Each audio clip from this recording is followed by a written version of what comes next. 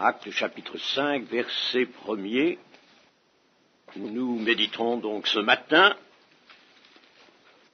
sur les 11 premiers versets, c'est-à-dire l'épisode tragique de la mort d'Ananias et de Saphira dans l'Église.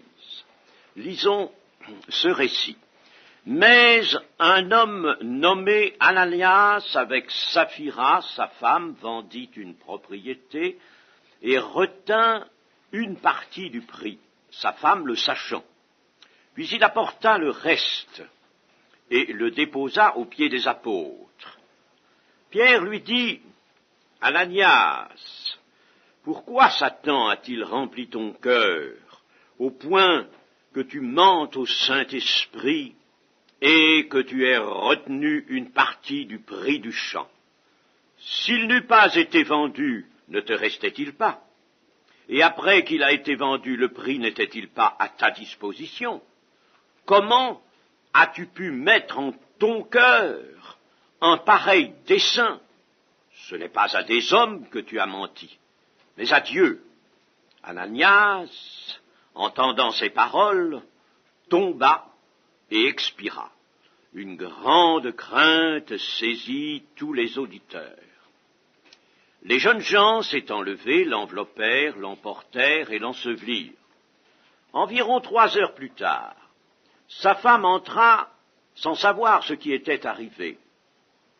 Pierre lui adressa la parole. « Dis-moi, est-ce à un tel prix que vous avez vendu le champ? » « Oui, répondit-elle, c'est à ce prix-là. » Alors Pierre lui dit, « Comment vous êtes-vous accordé pour tenter l'Esprit du Seigneur? Voici, ceux qui ont enseveli ton mari sont à la porte, et ils t'emporteront. » Au même instant, elle tomba aux pieds de l'apôtre et expira. Les jeunes gens étant entrés la trouvèrent morte, ils l'emportèrent et l'ensevelirent auprès de son mari. Une grande crainte s'empara de toute l'assemblée et de tous ceux qui apprirent ces choses. Amen.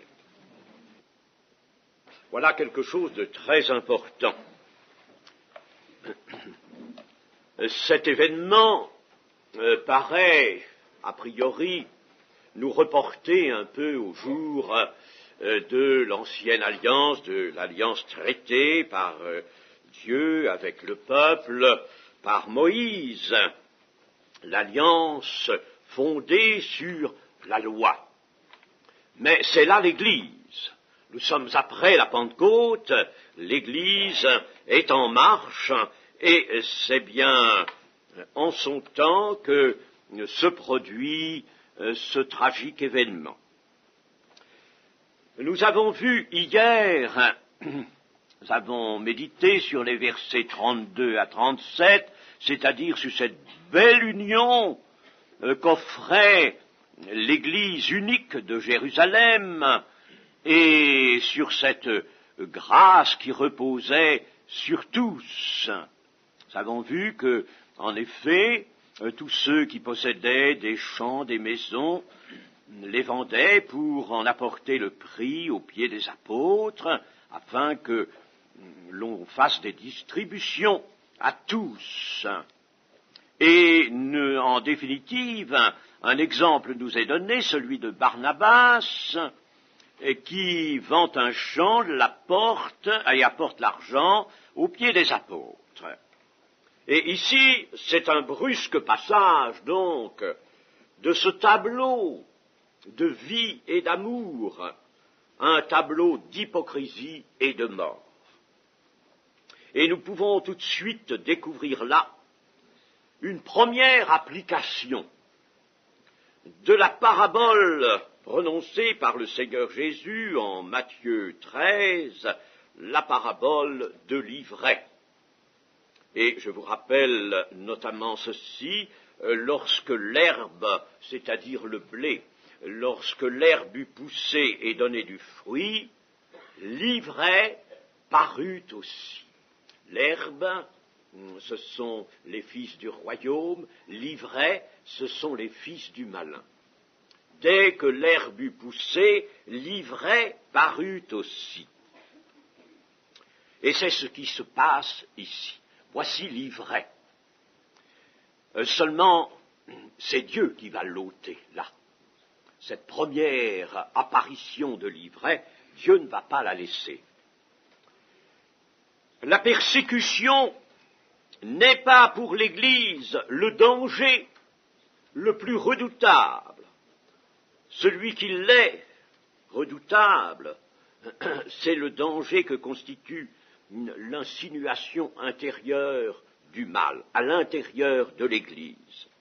L'attachement aux richesses est souvent un commencement, peut-être un commencement, mais il est enveloppé du levain empoisonné de l'hypocrisie. Nous lirons dans Luc au chapitre 12, le verset 1er, chapitre 12 de Luc. Sur ces entrefaites, les gens s'étant rassemblés par milliers au point de se fouler les uns les autres, Jésus se mit à dire à ses disciples, « Avant tout, gardez-vous du levain des pharisiens qui est l'hypocrisie. » Gardez-vous du levain des pharisiens qui est l'hypocrisie. Voici deux personnages sur lesquels jusque-là nous ne savions rien. Ananias, Saphira. Vous savez qu'en hébreu, les noms ont une signification. Ananias, on peut le traduire de différentes manières. On peut le traduire par exemple le gracier. On peut le traduire aussi par un nom qui s'est répandu et qui est usité actuellement encore, comme nom propre d'ailleurs, Dieudonné. Dieudonné. Ou si vous voulez, ça vient de Dieu a donné. Yahvé a donné. Et puis Saphira signifie la belle. L'Église des signes et des miracles, Église de l'amour, impressionne ces deux personnages et les attire. Ils sont attirés, ce qui n'a rien d'extraordinaire, au contraire. L'Église attire, il faut qu'elle attire, mais elle n'attire pas toujours que des âmes droites, des cœurs honnêtes et bons, comme a dit le Seigneur. Elle peut en attirer d'autres. La cause de cette Église toute primitive est magnifique. C'est déjà le royaume des cieux. C'est déjà l'avant-goût du règne de Dieu. La sainteté, en effet, rayonne. Retenons bien ceci que nous avons trouvé dans notre étude précédente. Une grande grâce reposait sur eux tous. Et j'ai dit que le texte grec nous montrait bien qu'il s'agissait d'une grâce de Dieu. Une grande grâce reposait sur eux tous. J'y reviendrai tout à l'heure sur cette grâce. C'était donc l'Église vraiment de la grâce. Ce n'était pas l'Église de la loi. La loi n'était pas nécessaire. La loi reste un témoignage de la volonté de Dieu, mais ce n'était pas elle qui agissait, c'était la grâce. Et la grâce donnait à cette Église la puissance de l'amour et le revêtement de Jésus-Christ, le revêtement de la sainteté. Ananias et Saphira ont donc été attirés, et ils sont entrés dans l'Église. Ils en étaient déjà membres.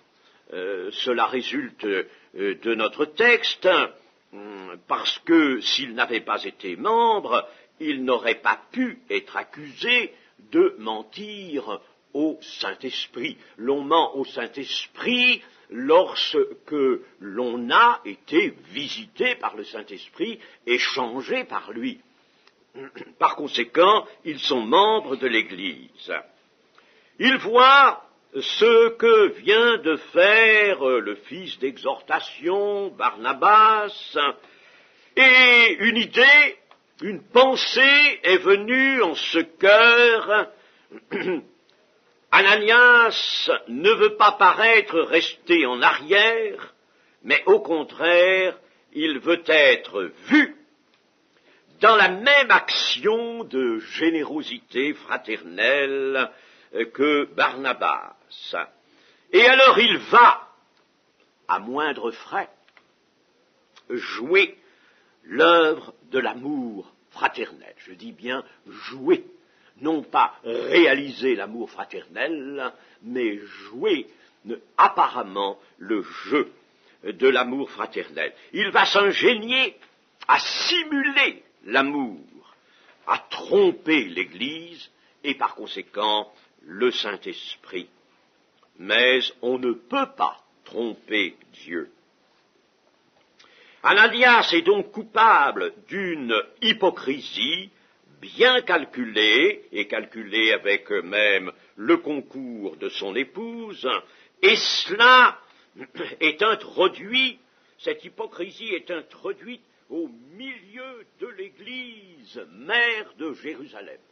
Je le disais hier, c'est le ver qui s'introduit dans le fruit et qui va corrompre le fruit, corrompre sa semence.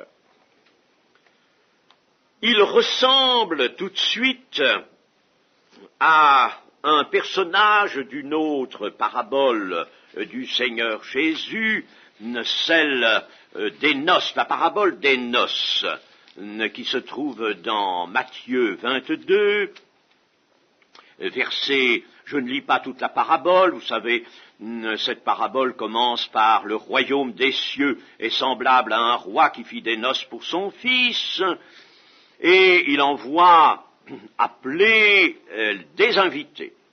Puis, en définitive, lorsque la salle des noces se remplit, au verset 11, le roi entra pour voir ceux qui étaient à table. Et il aperçut là un homme qui n'avait pas revêtu un habit de noces. Il lui dit, « Mon ami, comment es-tu entré ici sans avoir un habit de noces ?» Cet homme eut la bouche fermée. Alors le roi dit au serviteur, « Liez-lui les pieds et les mains et jetez-le dans les ténèbres du dehors, où il y aura des pleurs et des grincements de dents. » Voilà un homme qui vient dans le royaume sans être revêtu de cette justice qui s'obtient par la foi seulement, ce revêtement de la justice de Jésus-Christ. Et il en est foudroyé. Ananias, lui, s'approche donc en impur du lieu de la sainteté. Lui, il rentre aussi dans la salle des noces, il rentre dans cette église qui est les prémices du royaume de Dieu. Il entre en impur, il entre sans être revêtu de l'habit de noces, c'est-à-dire de la robe des justices, comme dit littéralement le livre d'Ésaïe. La robe des justices. Il s'approche de la sainteté de Dieu que revêt cette Église. Une grande grâce les recouvrait, reposait sur eux tous. Il s'approche de la sainteté de Dieu et il en est foudroyé, en impur qu'il est. Nous nous rappelons un peu, et il est bon de faire bien sûr de ces rapprochements toujours avec d'autres passages de l'Écriture, et nous nous rappelons l'expérience du prophète Ésaïe. Le prophète Ésaïe, c'est un prophète qui nous réjouit, tout nous réjouit dans l'Écriture bien sûr, mais ce prophète qui a prophétisé pendant au moins 60 ans de sa vie, nous a laissé des choses merveilleuses. Alors au chapitre 6 du livre d'Ésaïe, nous voyons que le prophète a une vision et il voit le Seigneur qui est assis sur un trône très élevé, les pans de sa robe remplissant le temple. Et puis il y avait là des séraphins, ce qui veut dire, d'après la racine du mot hébreu, les brûlants. il y avait des séraphins qui se tenaient au-dessus de lui. Ils avaient chacun 6 ailes, 2 dont ils se couvraient la face, 2 dont ils se couvraient les pieds, et 2 dont ils se servaient pour voler. Ils criaient l'un à l'autre et disaient « Saint, Saint, Saint est l'Éternel des armées ». 3 fois Saint. La Trinité est déjà là.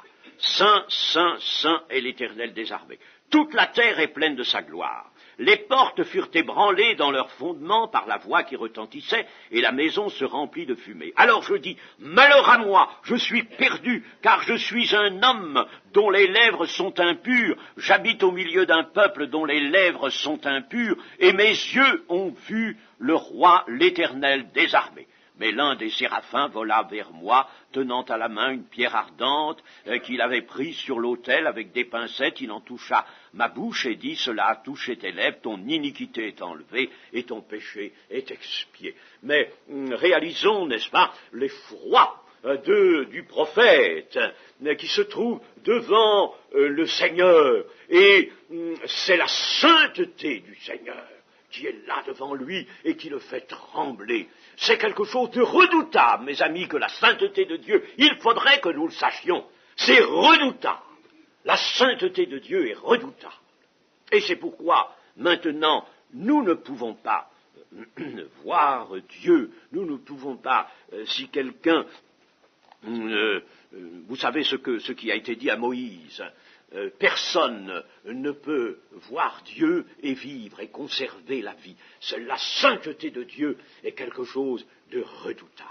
Et pourtant, nous sommes appelés à cette sainteté. Et l'Église de Jérusalem revêtait déjà cette sainteté. Elle était là. Par la grâce, je dis bien par la grâce, non pas que ces hommes et ces femmes aient une vertu particulière qu'il faille aujourd'hui mettre en valeur, non pas, mais par la grâce qui reposait sur eux tous. Ils étaient un cœur et une âme. Les amis, ces termes sont forts. Il faut que nous nous représentions cela. La sainteté de Dieu était là, le Christ était glorifié, et il y avait là un petit peuple, un petit troupeau sur lequel était la sainteté de Dieu. Et Ananias s'approche de cette sainteté en impur, il en est foudroyé. Dans l'Église, pourquoi aujourd'hui pouvons-nous être en désaccord avec le Saint-Esprit? Je n'ose pas dire mentir au Saint-Esprit. Je n'ose pas dire cela pour nous. Si vous le sentez dans votre conscience, repentez-vous vite. Mais je dis que souvent, nous nous mettons en désaccord avec le Saint-Esprit. Nous attristons le Saint-Esprit. N'est-ce pas quelque chose, tout de même, qui s'approche du mensonge au Saint-Esprit? Nous attristons, c'est le texte lui-même, le texte biblique qui nous le dit. Nous attristons le Saint-Esprit. Nous sommes en désaccord avec la sainteté de Dieu, et cela sans être foudroyés. Nous ne sommes pas foudroyés. Ça pose une question, vous savez. On peut dire, bien sûr, que depuis ce moment-là, l'Église s'est multipliée sur la face de la terre et que le Seigneur use plus largement de sa patience. Et puis si jamais une Église est vraiment compromise, il y en a d'autres qui pourront réparer la brèche.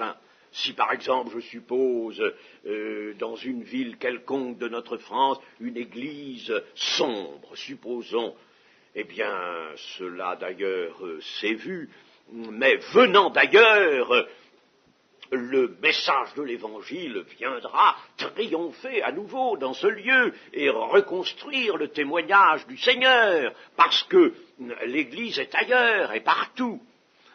C'est une raison. Mais, mes amis, je dis bien, nous attristons le Saint-Esprit et nous sommes en désaccord avec la sainteté de Dieu sur bien des points, dans bien des attitudes, et nous ne sommes pas foudroyés. les chrétiens de Jérusalem étaient revêtus, nous dit le livre, étaient revêtus de la force d'en haut, parce qu'ils étaient revêtus de Jésus-Christ. La grâce s'étendait sur eux tous. Ils étaient revêtus de Jésus-Christ. Ça, c'est ce que l'apôtre Paul lui-même, poussé par le Saint-Esprit, nous le dit. Soyez revêtus de Jésus-Christ. Soyez revêtus. Ils étaient revêtus, eux. Et c'est pourquoi la force d'en haut était sur eux. Et cette force rendait cette Église puissante. C'est pourquoi j'aime bien l'appeler l'Église des signes et des miracles, et l'Église de l'amour.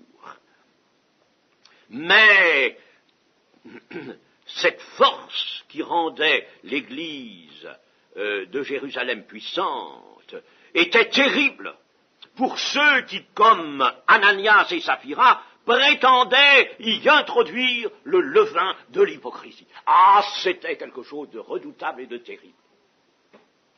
Mais mes amis, si nous voulons maintenant que l'Église soit digne de son maître, si nous voulons que l'Église soit le lieu de la sanctification, le lieu de la louange à Dieu, le lieu du témoignage de l'amour du Seigneur et de la sainteté de Dieu, alors, mes amis, il faut que nous sachions que dans cette Église, dans une telle Église, on ne pourra pas tolérer le méchant, et que le Saint-Esprit le dénoncera lui-même.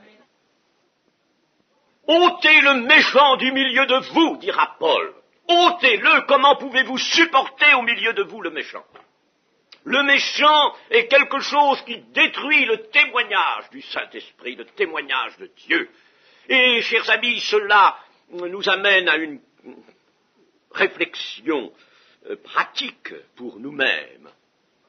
Ne soyons pas ce méchant dans l'Église, mais participons à la sainteté de tous.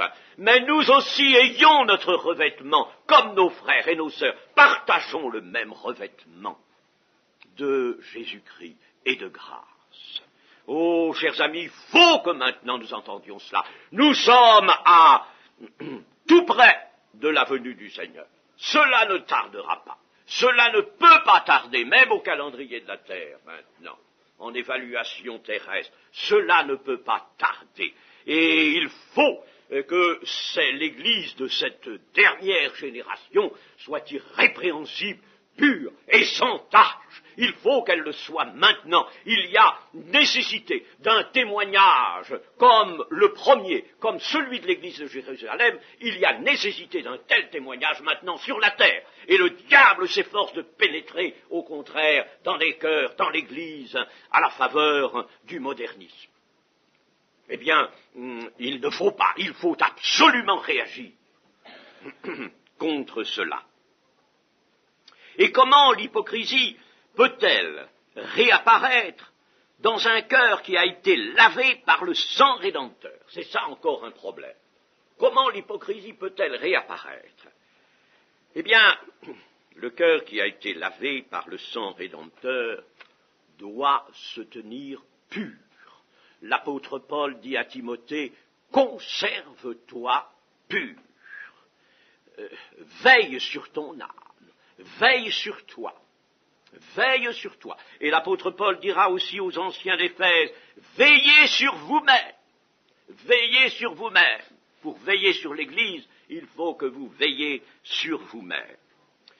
Mais quand quelqu'un dans l'Église regarde à lui-même et est à la recherche d'une opinion flatteuse chez les autres, il cesse de regarder au Seigneur ressuscité, tandis que dans l'Église Jérusalem, les apôtres rendaient avec beaucoup de force témoignage de la résurrection du Seigneur Jésus.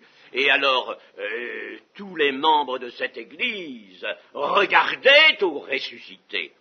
Et si l'on cesse de regarder, au Seigneur ressuscité, alors la grâce disparaît, comme la Shekinah autrefois, la nuée pouvait disparaître, quitter le peuple. La Shekinah, la grâce de Dieu s'en va. Devenu incapable du témoignage chrétien et de l'œuvre chrétienne, celui-là qui recherche une opinion flatteuse, devenu, je dis bien, capable de l'œuvre chrétienne, alors il a recours aux apparences. Il se donne des apparences, celles de la foi, de l'amour, de la ferveur, et il tombe dans l'hypocrisie. Voilà comment un chrétien qui a pourtant été purifié et régénéré peut tomber dans l'hypocrisie. S'il cesse de regarder à Jésus et regarde autour de lui. Comme l'apôtre Pierre, qui marchant sur les eaux, cesse lui de regarder au Seigneur Jésus qui lui a dit « Viens » et il regarde les flots. Il regarde le ciel, les nuages, le mouvement des nuées dans le ciel, et il évalue cela, car il sait le faire. Il navigue depuis longtemps sur ce lac, et il regarde à tout cela, il prend peur, la foi s'interrompt, et il s'enfonce dans les eaux. Or, Jésus enjoint à ses disciples de se bien garder de deux choses. Premièrement, se garder de servir deux maîtres à la fois, de servir Mammon. Et secondement, de se garder du levain des pharisiens. Nous l'avons lu tout à l'heure, avant tout, gardez-vous du levain des pharisiens, qui est l'hypocrisie. Avant toute chose, dit le Seigneur, gardez-vous, attention, c'est quelque chose de dangereux, de très dangereux, c'est un élément de mort. Gardez-vous de cela. Il faut donc se garder, se complaire en soi-même, faire agir ses propres efforts pour se donner quelque apparence de piété ou de sainteté est une chose dangereuse. Rappelons-nous que nous ne pouvons rien par nous-mêmes et que seule la grâce de Dieu nous maintient dans la vie authentique. Nous sommes dans le temps de la grâce, mes amis. Prenons bien garde. Il nous faut la sainteté. Soyez saints comme Dieu est saint. Parce que Dieu est saint, telle est votre raison, soyez saints. Eh bien, ça, c'est un commandement. Il le faut, mais par le moyen de la grâce. Et c'est pourquoi il faut que la grâce repose sur nous, repose sur l'Église, sur tous les membres de l'Église. Vous savez que l'apôtre Paul termine presque toutes ses épîtres par ceci, que la grâce du Seigneur Jésus soit avec vous. Ou même par une mention trinitaire, comme à la fin de la deuxième épître aux Corinthiens, au chapitre 13 et au verset 13, où l'apôtre écrit que la grâce du Seigneur Jésus-Christ, l'amour de Dieu et la communication du Saint-Esprit soient avec vous tous. Parce que c'est ça l'essentiel. S'il termine, si c'est son point d'orgue, ça, c'est que c'est la chose indispensable. Rien ne sera fait conformément aux instructions qu'il a pu donner dans ses diverses épîtres si la grâce du Seigneur Jésus n'est pas là. Que la grâce du Seigneur Jésus-Christ, l'amour de Dieu et la communication du Saint-Esprit soient avec vous tous, sans exception. Voilà l'Église. Il n'y a pas d'Église autrement.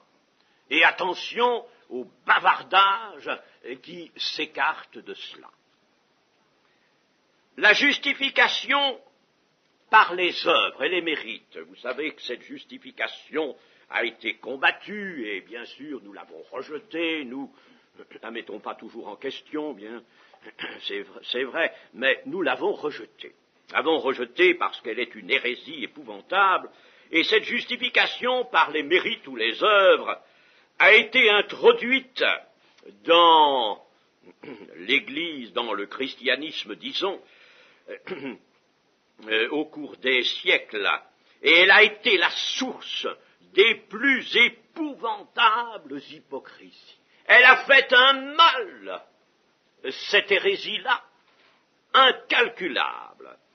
C'est d'elle que viennent des choses comme l'Inquisition, les bûchers pour tous ceux qui ne voulaient pas partager cette hypocrisie, tous ceux qui voulaient être droits, qui voulaient être purs devant Dieu, ils étaient l'objet de cette Inquisition et victimes des bûchers.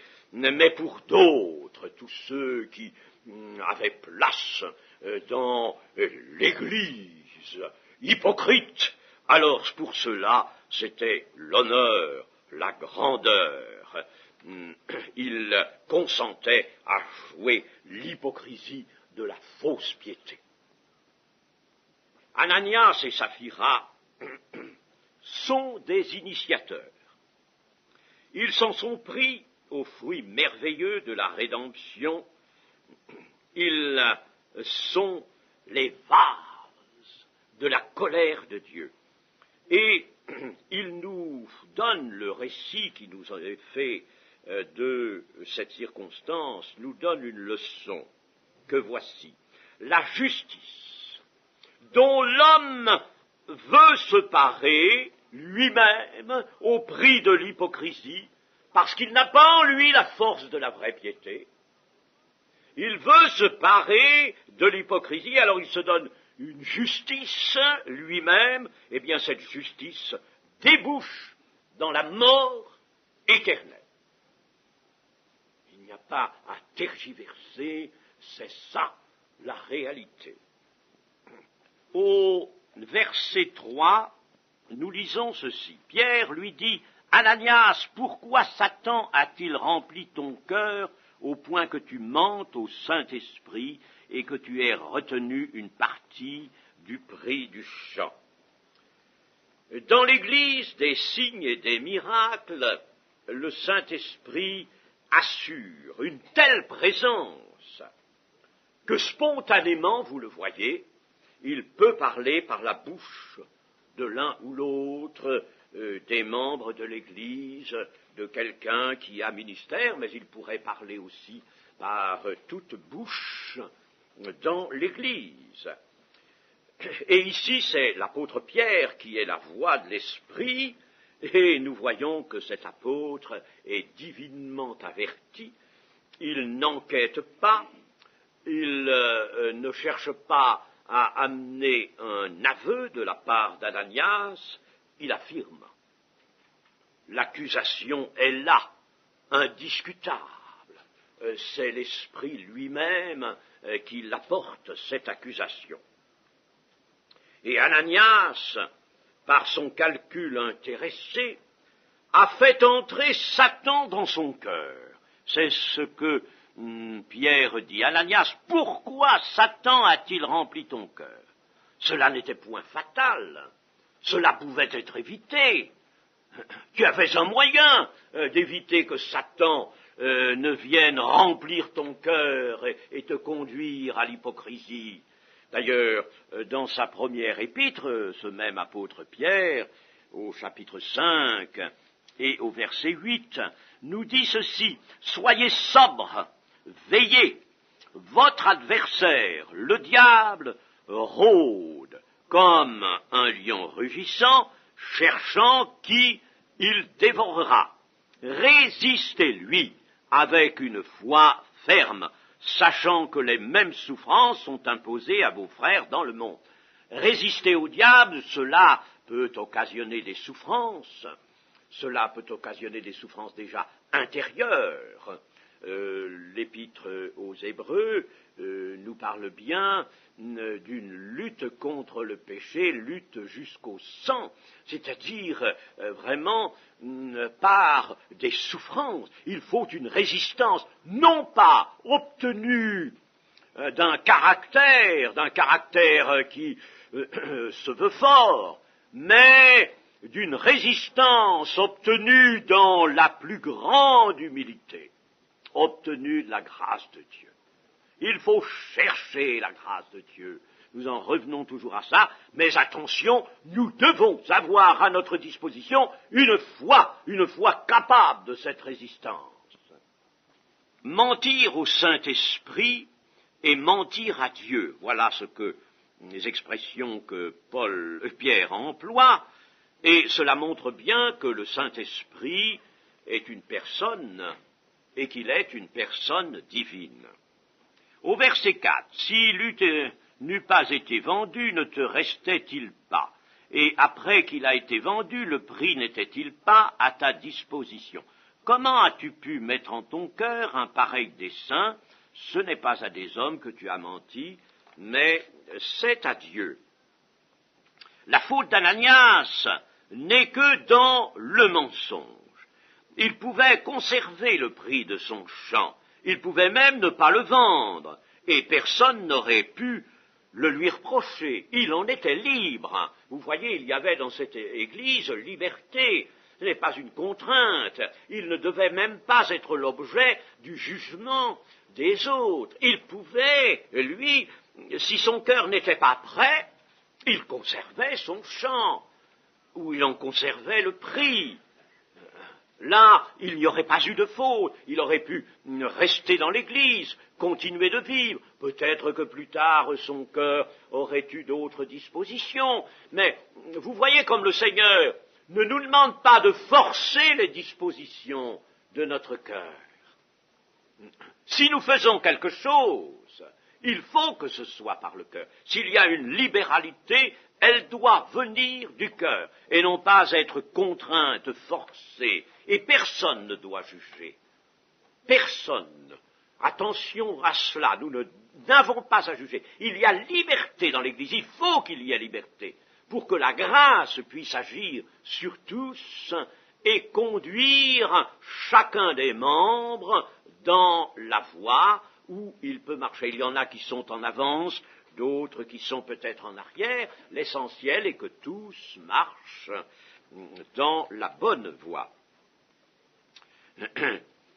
Mais bien entendu, ce qui avait poussé Ananias, c'est qu'il ne voulait pas se priver d'un geste spectaculaire de générosité, d'amour fraternel. Il voulait faire comme Barnabas, et c'est cela qu'il l'a perdu. Il aurait fallu, si son cœur n'était pas prêt à cette générosité, il aurait fallu qu'il accepte humblement que d'autres soient généreux à la vue de tous, lui ne l'étant pas. Mais il n'y avait pas, à ce moment-là, de faute de sa part. Dans les versets, ensuite 5 et 6, Ananias, entendant ces paroles, tomba et expira une grande crainte, saisit tous les auditeurs, les jeunes gens s'étant levés, l'enveloppèrent, l'emportèrent et l'ensevelirent.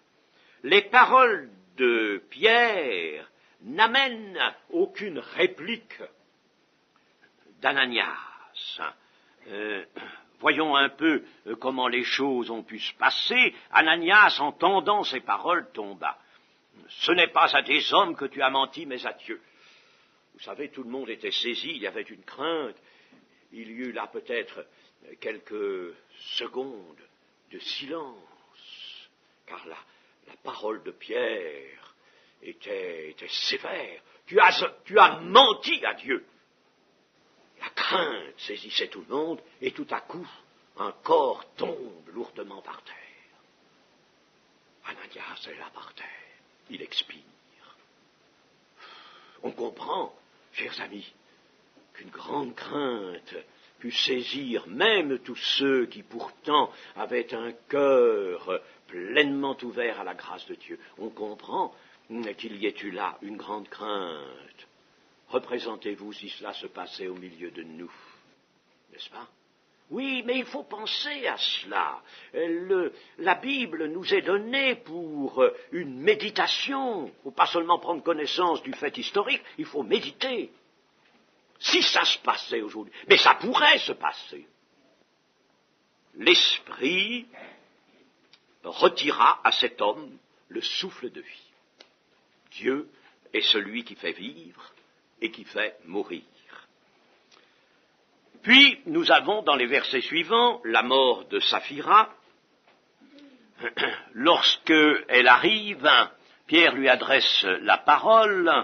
« Dis-moi, est-ce à un tel prix que vous avez vendu le champ ?» « Oui, répondit-elle, c'est à ce prix-là. » Il est certain que Pierre est toujours guidé par le Saint-Esprit, il ne parle pas de lui-même.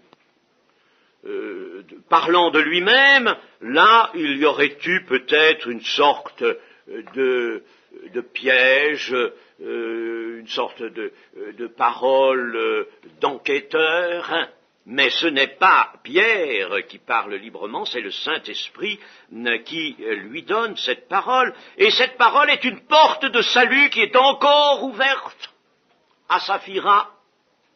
C'est encore une porte de salut. Si Saphira s'était laissée saisir à ce moment-là par le Saint-Esprit, elle aurait pu baisser la tête et puis dire non, c'est pas à ce prix-là. Nous l'avons vendu plus cher. Voilà. Et sa vie eût été sauvée, bien entendu. Mais faute de dire la vérité, elle aussi se rend coupable du péché de son mari. D'ailleurs, les deux époux s'étaient mis d'accord. Et l'hypocrisie était déjà résolue dans le cœur de l'un et dans le cœur de l'autre. Elle aussi tombe à terre, frappée de mort. Dans cette double mort, n'avons-nous pas déjà une apparition de cette grande proclamation du Seigneur Jésus-Christ? Écoutez bien, cette proclamation. Le Saint-Esprit convaincra le monde de péché, de justice et de jugement. Vous me direz, mais cela n'est-ce pas pour la fin? Non! C'est pour toute la carrière de l'Église. Le Saint-Esprit convaincra le monde de péché, de justice et de jugement. Pas toujours avec la sanction de mort immédiate. Mais le Saint-Esprit convainc. Et chers amis, dans nos églises, il faudrait que le Saint-Esprit fût libre de convaincre. S'il ne convainc pas, toujours, nous semble-t-il, c'est que vraiment l'Église est en mauvaise voie, en mauvais état général. Et le Saint-Esprit n'est plus libre dans l'Église. Mais si le Saint-Esprit est libre, il convainc de péché. Et nous n'allons pas faire pousser cette étude particulière maintenant, mais dans d'autres passages, nous voyons que le péché est porté à la lumière et doit être mis à la lumière, doit être révélé. D'ailleurs, il l'est, chers amis, quand il le faut. Nous avons eu ici, dans le cadre de notre retraite qui a commencé en 68, nous avons eu des incidents, bien sûr. Et il y a eu des cas, peu nombreux, merci Seigneur. Il y a eu des cas, peu nombreux, mais enfin il y a eu des cas de péché. Et ce péché a été connu.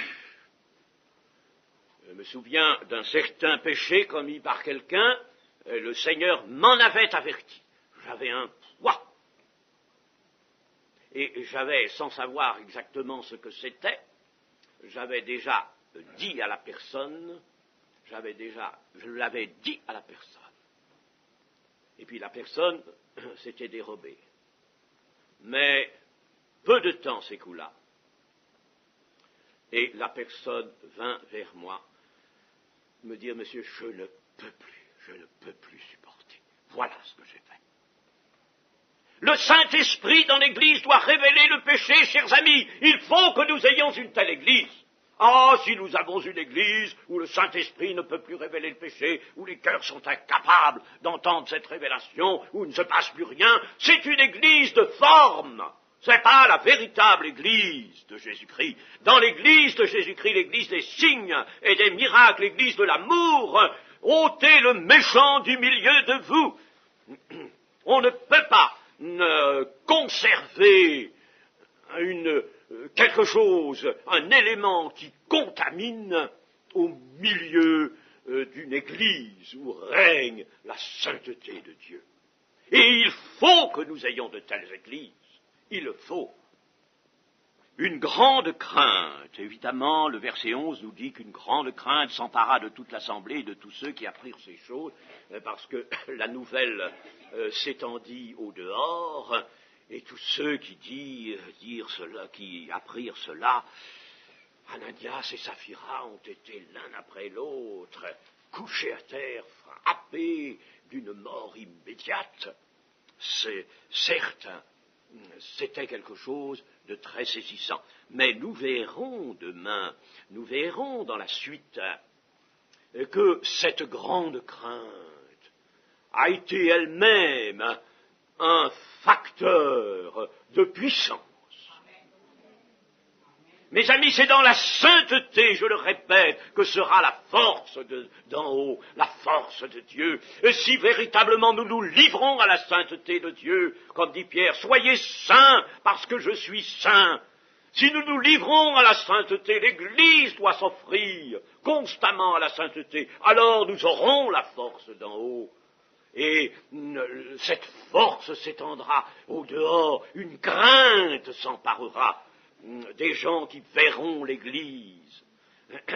N'oublions pas qu'autrefois, le peuple d'Israël, dans l'intention de Dieu, devait être cela. Il fallait que les peuples d'alentour se disent « Regardez ce peuple sage et intelligent, regardez-le ». Et cela devait saisir les peuples et cela devait travailler à leur transformation aussi.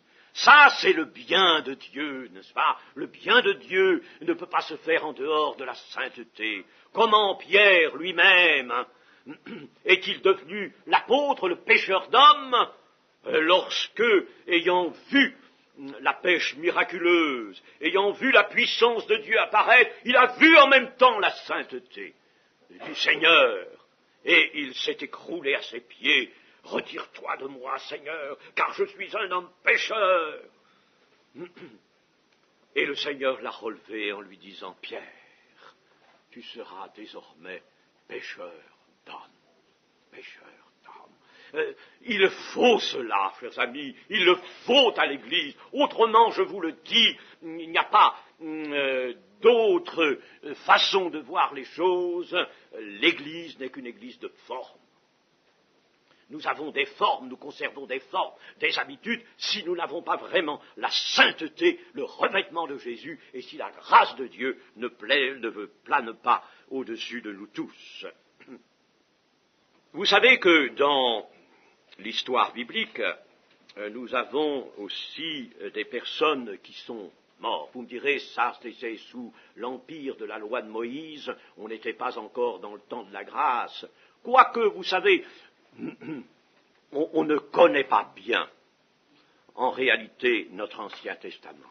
C'est malheureux, on ne le connaît pas suffisamment, et souvent on dit des choses qui sont un peu catégoriques et qui ne sont pas vraies.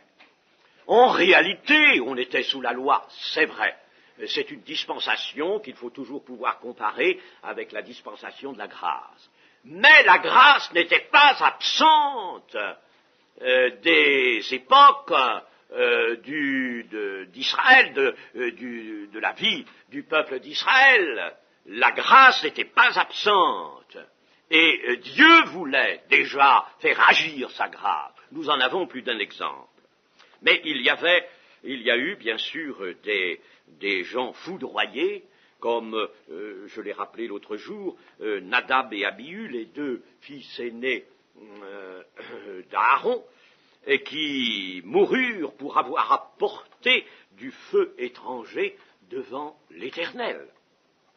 Et puis il y eut cette mort qui même impressionna d'une façon extraordinaire le roi David, la mort d'Uza. Uza était là, et alors il voit l'arche de l'Éternel que l'on transportait, il la voit penchée, parce qu'on l'avait mise sur un char. Oh, on avait pris un char tout neuf. On l'avait mis sur un char tiré par des bœufs, mais les chemins étaient plus ou moins bons, et l'arche penchait dangereusement, alors pour qu'elle ne glisse pas et ne risque pas de tomber, Uza étend sa main pour retenir l'arche. Immédiatement, il est foudroyé. Et David ressent en lui un certain mouvement de colère, un petit peu une indisposition même contre Dieu. Il n'est pas content de cela, mais il va réfléchir, ce roi. Vous savez que David fut un homme vraiment remarquable sur le plan spirituel. Et David va réfléchir, et il va se dire, oui, j'ai transporté l'arche, je l'ai fait transporter sur un char. Et la faute est la mienne. J'aurais dû faire transporter l'arche par les Lévites qui sont chargés de cet office. Et il aurait fallu la porter par le moyen des barres, comme cela est prescrit dans la loi. Et quand la seconde fois il va faire transporter l'arche, alors là, il prendra des Lévites et non pas un char. On ne change pas les dispositions de Dieu, voyez-vous. Et là, il y avait eu une atteinte à la souveraineté et à la sainteté de Dieu. Uza a été foudroyé. Et maintenant, c'est Ananias et Saphira qui meurent pour avoir voulu introduire dans le corps de Christ le levain de la cupidité et de l'hypocrisie. Ce levain, si Dieu avait laissé Ananias et Saphira, ce levain se fût développé et eût compromis l'Église. La semence qu'était ce beau fruit, lorsque celui-ci aurait été ouvert par la persécution et aurait projeté ses morceaux alentour, alors la semence aurait été déjà compromise, atteinte, le levain de l'hypocrisie aurait été transporté avec l'Évangile dans les autres lieux où devaient se fonder des églises. Quel beau départ! Mais Dieu a veillé à son héritage, et il n'a pas permis que le levain de l'hypocrisie puisse contaminer les autres églises. Il ne faut pas oublier que dans l'Épître aux Hébreux, il nous est rappelé que notre Dieu est aussi un feu dévorant ou un feu consumant. En somme, Ananias et Saphira font dans l'Église naissante, l'Église qui est les prémices du royaume de Dieu, ils font ce que Adam et Ève firent en Éden. Eux aussi livrèrent leur cœur à Satan et pensèrent conserver le bonheur du paradis terrestre sous la seule apparence de la sainteté. Mais leur âme mourut là. Et en somme, nous avons ici une analogie à faire avec Ananias et Saphira. Eh bien, chers amis, pensons à ces choses. Vous voyez qu'il y a dans ce récit pour nous deux fortes et puissantes leçons qu'il nous faut retenir. Il faut, chers amis, que nous reprenions la vision de l'Église, irrépréhensible, pure et sans tache. La chose est possible. Soyez parfaits comme votre Père céleste est parfait. Le Seigneur n'eût jamais prononcé de telles paroles si elles avaient été impraticables. Nous devons avoir cette vision, il faut que cette vision soit en nous. Or, actuellement, que se passe-t-il? C'est que de mauvais messages viennent altérer la vision et inciter le chrétien à une liberté charnelle. Résistons contre cela, résistons contre le diable et contre tout cela.